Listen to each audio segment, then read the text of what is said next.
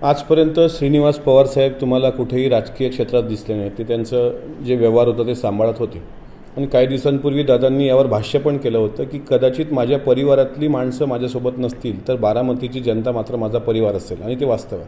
श्रीनिवास पवार साहेबांनी काटेवाडीमध्ये काल जे काही बोलले, आता ही जुनीच पद्धत आहे की घरातलीच माणसं एकामेकांच्या विरोधात उभी करण्याची आणि असं एकामेकांच्या विरोधात सख्खा भाऊ उभा करून जर त्यांना वाटत असेल की आपण निवडणूक जिंकू शकतो तर वरिष्ठ नेत्यांनी ही गोष्ट लक्षात ठेवली पाहिजे। हा तुमच्या भ्रमाचा भोपळा आहे, तो कधीही फुटू शकतो। स्वतः त्यांचे भाऊ म्हणजे त्यांचा परिवार नाहीत तर बारामतीच्या लोकसभा मतदारसंघातली सर्व जनता अजितदादांचा परिवार आहे। अजितदादा आतल्या गाठीचे राजकारणी नाहीत, त्यांना डावकपट जमत नाही, त्यांना घेरणं सोपं आहे असं जर यांना वाटत असेल। मात्र घेरल्यानंतर पूर्वीचा काळ गेला की अभिमन्यू चक्रव्यूहात अडकवला, नंतर बाहेर निघताना आलं। आता हा अभिमन्यू बाहेर चक्रव्यूह भेदून कुरुक्षेत्राचं रणांगणसुद्धा मारून नेईल, हे यांना थांगपत्ता लागणार नाही। मात्र हा कुटील डाव आहे स्वतःच्याच सख्ख्या भावाला त्यांच्या विरुद्ध उभं करण्याचा आणि जाणीवपूर्वक द्विधा मनस्थिती संभ्रम निर्माण करण्याचा बारामतीकरांमध्ये हा प्रयत्न आहे। मात्र बारामतीकर खूप हुशार आहेत, खूप जागरूक आहेत। कोणी त्यांच्या पाठीशी सातत्यानं खंबीरपणे साथ दिली हे बारामतीकर जाणून आहेत, त्याच्यामुळे त्यांच्या छोटेखानी सभेचा कुठलाही परिणाम होणार नाही।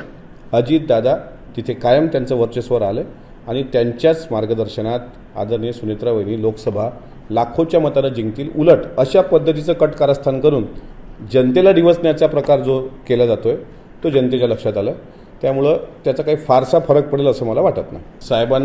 साहेबांच्या सोबत तुम्ही आहात हे तुम्ही सांगता, हे भावनिक वातावरण तुम्ही तयार करताय। मात्र साहेबांच्या आजपर्यंतच्या मार्गदर्शनात दादा घडलेत ना। आजपर्यंत ज्या ज्या भूमिका वेगवेगळ्या पद्धतीनं, मग पुलोचं सरकार असेल, 2019ला प्रत्यक्ष भारतीय जनता पार्टीला पाठिंबा साहेबांनीच दिला होता ना। मग 2019ला भाजपने पाठिंबा न मागता साहेब जर देऊ शकतात आणि आता जर अधिकृत भूमिका घेतली असेल तर मग आरोपीच्या पिंजऱ्यात अजितदादांना का उभं करायचं? त्याच्यामुळे हे भावनिक वातावरण करण्याचा प्रयत्न करत आहेत। कुठलाही फरक या भावनिक वातावरणाचा पडणार नाही। अजितदादांचा परिवार फक्त हा तेवढ्यापुरता नाही आहे, भले बाकीची लोकं त्यांच्या आईच्या पोटी जन्माला आले नसतील, आम्ही वैचारिक त्यांच्याशी बांधील आहोत। रक्ताचं पाणी करू, रात्रीचा दिवस करू। मात्र जर इतकीच प्रतिष्ठेची शीट तुम्ही करत असाल तर सुनेत्रा वहिनींचा विजय मात्र आम्ही खेचून आणू, एवढं मात्र या निमित्तानं सांगतो। एक शेवटचा प्रश्न असाच आहे की पवारसाहेब म्हणतात की शिवधन पवार म्हणतात की शेत करायला दिलं म्हणून शेताचा मालक होत नाही। आतापर्यंत पवारसाहेबांनी काय नाही दिलं आणि असं जर विचारलं की मला काही दिलं नाही का, तर आई वडिलांना पोरांनी विचारल्यासारखं होईल की आम्हाला आजपर्यंत काय दिलं। मी तेच म्हणतोय की श्रीनिवास पवार साहेब आता अलीकडंच त्यांनी एंट्री केलेली आहे राजकारणामध्ये, इतके दिवस ते का बोलले नाहीत?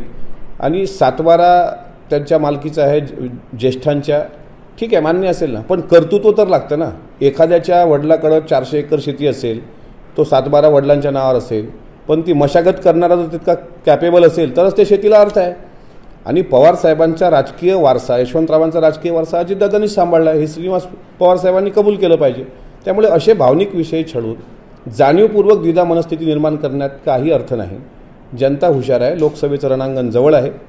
कुरुक्षेत्रावर ज्याप्रमाणे मी मग म्हटलं तसं अर्जुनाच्या भूमिकेत सुद्धा दादांना राहावं लागेल। मात्र सारथी ही जनता आहे, मग समोर द्रोणाचार्य असो, भीष्माचार्य असो, कृपाचार्य असो का आणखी कोणी शकुनी मामा असो, त्याचा निपात केल्याशिवाय आम्ही राहणार नाही।